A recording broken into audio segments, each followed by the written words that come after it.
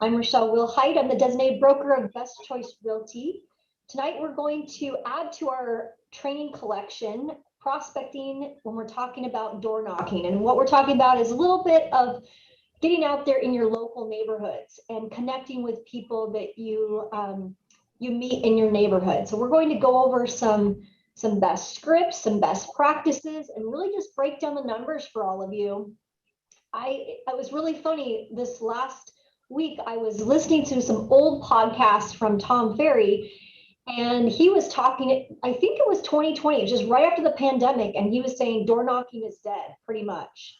He's like, if this is your only form of business, you probably need to start looking for lead generation channels and internet lead programs, because door knocking, nobody's going to let you in their house. Nobody's going to open the door and let you come by. And that's kind of where we came from in 2020, where it was kind of crazy times at the beginning of 2020. But now, 2 years down the road, I think we need to dust off some of the stuff that worked back in the 1990s, because it's definitely working. So we're going to talk about what's working for a lot of you. Maybe they're on this call, or maybe you're just like, ooh, do I go out and do door knocking? What do I need to keep in mind? It's just a little bit different, but we are seeing some great success. So even if you are experiencing,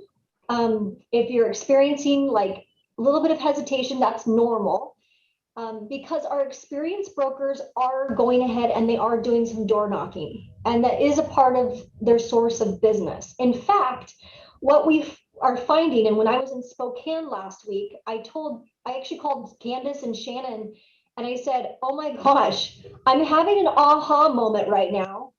I'm feeling like we're close to the endemic, but in Spokane specifically, I met with 15 brokers. We did some interviews out there last week, and of the 15 interviews that I did, 4 of the 15, when I asked them what was their source of business out in the Spokane area, they said it was door knocking. And I was very, very shocked to hear how they were doing it, what they were finding success with, and just like realizing, oh my gosh, we are missing out on an opportunity in some of the areas here on the west side. So it is a source of business, and you should have a diverse source. I'm going to just kind of put a caveat on this. You shouldn't only be door knocking, although our good friend Evis Medina, who is with Best Choice Realty, he shifted in 2020 when the pandemic hit. I told him he was struggling with buyers, trying to find them properties and get them financing, and some of them were having credit challenges. And I said,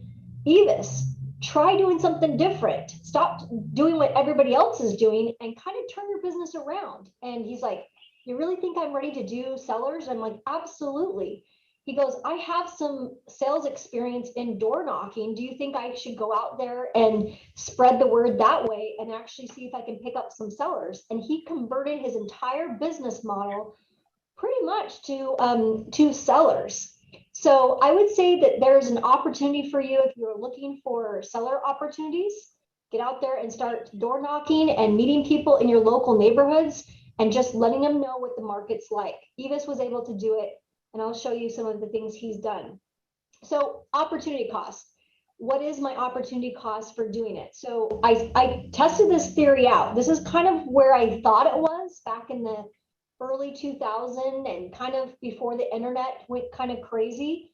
What are the numbers? Like if I was going to go door knock 10 or 25 homes, what would the conversion be? And I tested this with the 4 brokers that I met with in Spokane. So if you are working on the east side, or you are working a neighborhood type of feel or an area, maybe not the city, but maybe in a neighborhood type of area, you will probably have the same type of numbers. It's about a 10 or 20% conversion rate. So out of 10 to 25 houses they door knocked, they picked up 2 to 5 clients. Now their price point over in Spokane is not like the price point out here, but an entry-level price point could potentially be $500,000, which means 3% commission for one closed client, $15,000, and it takes you maybe an hour or 2 out of your week. That's not some bad return on my investment or my time. Certainly, the brokers that I spoke with that are door knocking and having success, they're doing it regularly. They're picking one day a week, and they're going out and door knocking with a partner So they're partnering usually with another broker in their office. So they're basically co-listing. So the potential, if they have a seller who does want to put their house on the market, or they want to work with an off-market buyer, they'll basically partner up. So that's the way they're doing it. But they door knock 50 homes.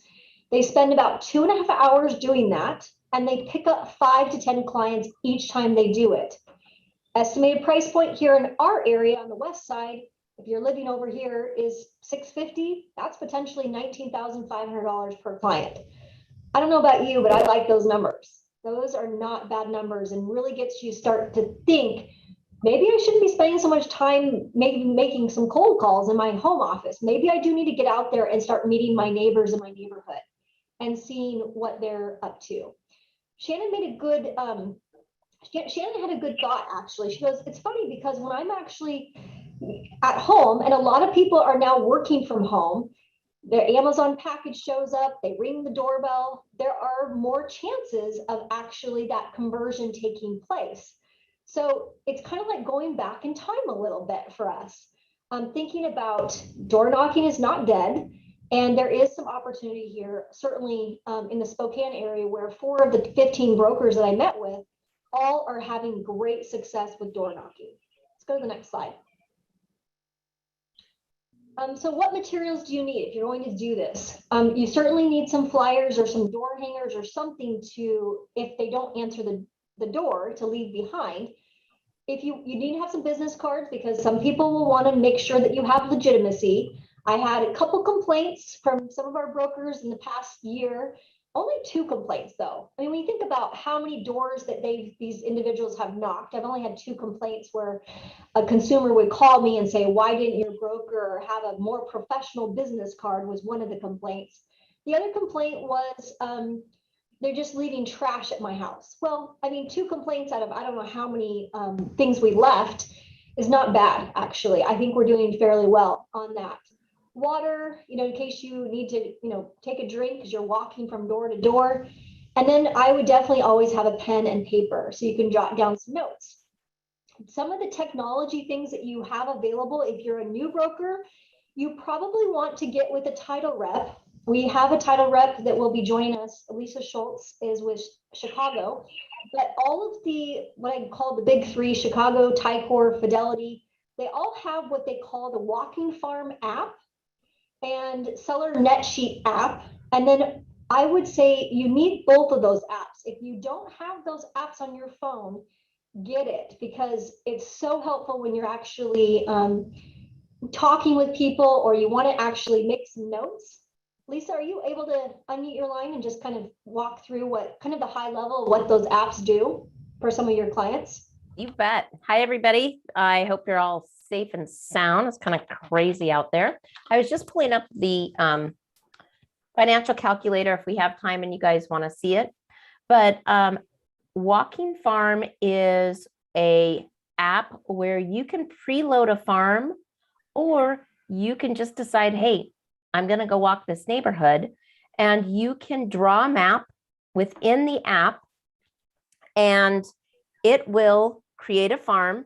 It will then tell you, I don't know if you guys can see it or not. Yeah. It will tell you if it's owner occupied or if they're getting their mail somewhere else. And it allows you to get information, property characteristics, owner's name, as well as when they bought the home. So you can have a conversation with them of, hey, is this a 3-bedroom, 2-bath? No, it's a 4-bedroom. We remodeled and changed out the garage. Oh, you can make a note of that. And you can also offer to send them the tax information, because a lot of people have recently paid their taxes and they've noticed that their tax bills may be wrong. So you can provide them information at the door that they don't know how to get. So that is Active Farm and Walking Farm. Walking Farm moves into Active Farm. So it allows you to have artificial intelligence follow the people you've contacted in that neighborhood. And it lets you know of notice of trustee sales, marriages, deaths. It will also give you an amazing handout. If we have time, and Rochelle, you want me to show you, I can, of something that you can hand out that is important to them based on their neighborhood. Perfect. So the net sheet, sometimes when you start talking, they have a net sheet too, is awesome as well. So when you start running numbers, it's nice to have that right at your fingertips. How much does it cost, Lisa? I mean, if I wanted the Chicago walking farm app, there's a cost? I know because of Washington, we have to charge for it. Yeah, so your walking farm app, if you are loading a farm through our customer service department, you're only paying once. So you can get up to 1,500 names for around $4, which is super inexpensive. We then, as a company, load it into your active and walking farm at no charge, so you can keep using that. So it's as inexpensive as that.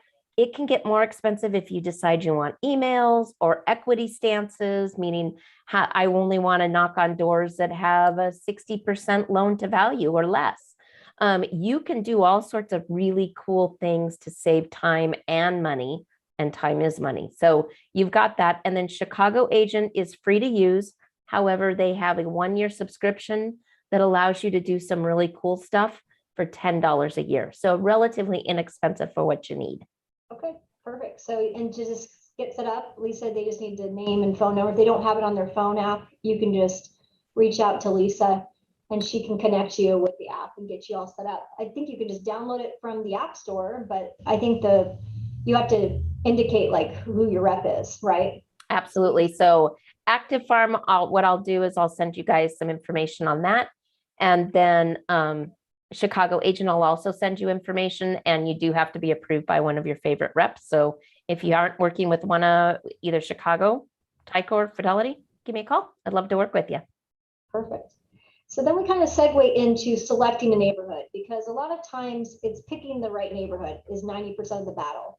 So you want to do your research on your neighborhood so that you are door knocking to maximize your results. So some of the best neighborhoods, people always ask me, well, Rochelle, if I was going to door knock, where would you go? Well, entry-level price points are great because we have buyers that are looking for entry-level price points. I saw somebody post on our closed group on Facebook, 400 to 500. I mean, that's where we're at, and so if you are looking at neighborhoods that are kind of in that range, that would be a great neighborhood to door knock. Turnover rate. What would be a turnover rate, Lisa? That would be an excellent turnover rate. I mean, I know you guys track that really well in title. Oh, she's muted. There we go.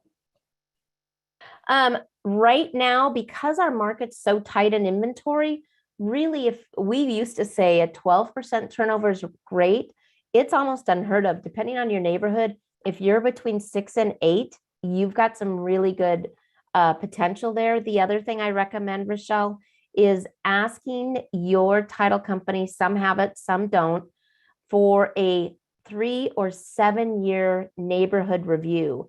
And I can show you or send a sample of that so that you can see if I've got 100 houses I want to market to, how many have sold in the past 5 years? If the numbers are 60, might not be that great of neighborhood. If the number's 30, then you've got more potential. And just sitting down with your account manager or myself, we can help define a really great neighborhood to door knock. Perfect. Yeah, so I think don't overthink it. Many people just get stuck at that point, though. At least, they're like, what's the turnover rate? Just go out there and start knocking on some doors, because I think that's where the sellers are sitting. They're home, they're working from home, and they get a knock on the door. And what do you say? What do you say? I'm with Best Choice Realty. I sell a lot of homes in the area. We sell a lot of homes in the area. If you're not comfortable saying I, but you know what? I would be comfortable saying I sell a lot of homes in the area. And I just want to stop by and see if there might be any real estate needs or questions that I can help you with today. That's it. It is super, super simple. I think a lot of you guys are overthinking it. I may be a little nervous. I get it. It's the end of the pandemic, but they may ask you, most of the people that I talk to when I'm knocking on doors or I'm having conversations, they're going to ask you about the market. You need to have a pre-scripted response ready, and you want to keep it very short and simple, and perhaps have what Lisa's talking about the marketplace or about that neighborhood, what's going on, or have it available on your mobile phone so you can just kind of show them. You can have that conversation when you're sitting there looking at your mobile phone. Most people are like, no, terrific. this is a very popular area and we always have buyers interested in living here. So I want to make sure I be really positive and upbeat. Tell me, have you spoken with any neighborhoods who might have mentioned that they would like to sell? Usually it's word of mouth. That's what I'm seeing from my neighborhood. And my turnover rate in my neighborhood, at least, is very low. It's like 4 or 5%. So not many people want to sell when they move to the area that I'm currently door knocking or farming. But let them know, if they're not ready, they don't have any, questions for me today, just answer very quickly and say terrific or great. But this is a very popular area and we always have buyers that are interested in moving to this area. Tell me, have you spoken with? Again, I'm always looking for that next question to ask. You don't want to just shut the door and be done. You want to ask more questions. So I have some more questions. You guys might want to take a picture of it or screenshot it, or maybe you're going to listen to this after we get done. We record these meetings, but how long have you lived in this area? I know Lisa and I, we've practiced this many times. How do you like it here? Have you ever thought of making a move in the future? These are some great questions that just kind of get the seller or the buyer talking. When are you thinking you would like to make the move? If you thought we could sell your home for a great price, could you make the move sooner? Sounds like you love the area. Would you have any interest in purchasing additional property, using and leveraging their equity? We're going to be doing a class next week. If you guys want to join us for that class, it's going to be in person down in Tacoma. We're going to do an investor class, all talking about these types of, second properties or additional investments or making their wealth work for them. One more question. Do you have any friends or family that might need my help or that have questions about, this county or that county? Keep the conversation short though. Be very positive and on their terms. And don't be pushy. This is not a pushy. This is not like we're selling cars here or vacuum cleaners. Although I know some of you have done that and you're probably very good at the door knock, but don't take the rudeness or the abruptness, personally. Make the no's work for you. Make sure you leave the door open, leave them if they're open to it. So they're like a little market snapshot. They don't answer the door, put them in your database. Here are some great ideas when you don't get somebody on the door. You might want to consider, I don't know if Ben, are you doing this? Are you guys still doing the central area and doing this little piece? I thought so. I hope you are, because if you're not, I know I had this from back in 2019. I would dust this sucker off and start doing a lot more, because that's what people are wanting. They want to know about you. They want to know about what you're all about and how you came to be in real estate and how you've made real estate a career and what you know about the local neighborhood. I love their piece that they put together here. It's fantastic. Really talks about the months of inventory, the price per square foot, the median price point, and gives kind of a little bit about them. I thought that was fantastic. The other thing that I did back when I was selling, and it still works today, is the yellow pad. And I simply would just write, I have an interested buyer looking for a home like yours. If you would like more information about your home value, please call me or text me at this number. And then I would just sign my name. And I would take the yellow piece of paper, fold it in half, stick it under their doormat. And I got lots of people that called me. And I didn't even leave a business card. I left a yellow piece of paper from Office Depot. And I would sit there and scratch on 50 of them. And I would sign my name. And I would try to make my name legible because I had to do a lot of them. But I know that that works. This is from Masla. Masla is one of our newer brokers. In the last 2 years, he got his license. He went ahead and put this together just on a Word document. Looks pretty basic. I know he got this information from the Northwest MLS database, King County, but how many listings, number of pending sales. I loved his message though. We are currently in a seller's market. As you can see, inventory is still low. He did this back in 2021. I think it's very relevant in 2022 as well. And I know he's door knocking and he's actually having great success with picking up sellers. I think the message loud and clear tonight is that you got to do something in order to pick up the sellers. And this is how it's going, is getting face to face.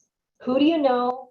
Oh, this guy stopped by, down the street. And it's just networking with people that are interested in the home values and how much equity they have and how you as a professional can help them solve their questions. Open houses, if you are going to be doing open houses, don't miss out on this opportunity. Shannon, I'll let you speak to that. Tell them about your success at doing an open house with me. Yeah. So one time I did an open house and I went around the neighborhood with flyers and I think we door knocked 15 homes, maybe.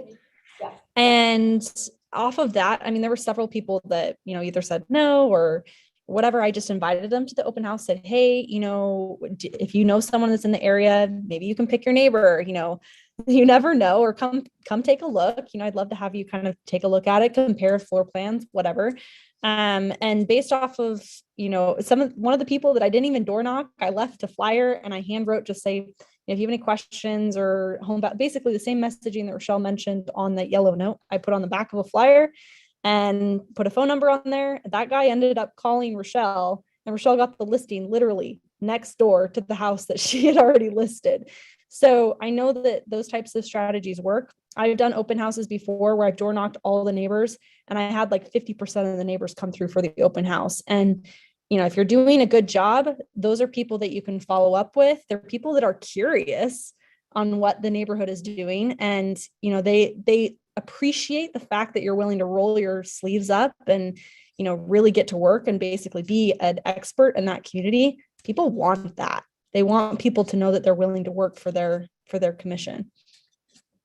Awesome. So yeah, before or after the open house works great. I've done both and I've taught agents to do that before.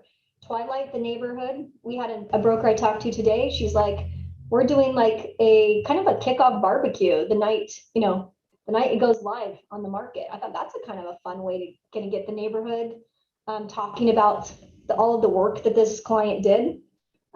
Pick your neighbor, like you talked about, Shannon. That was great. And then there's a lot of questions that are good.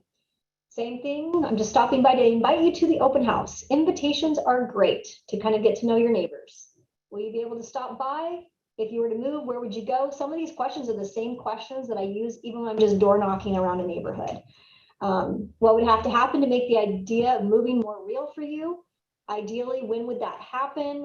Would it help if I could arrange a few homes for you to review before you actually decide you want to, make some decisions? Sometimes they just are curious, and that's curiosity turns into something more. So you're just trying to connect with people and get the word out that the market is very, very favorable right now. Next slide, Shannon. Okay, safety. Yes, tell someone where you're going to go, and where and when. I know it's getting lighter out, so there's more opportunity, more hours, more daylight.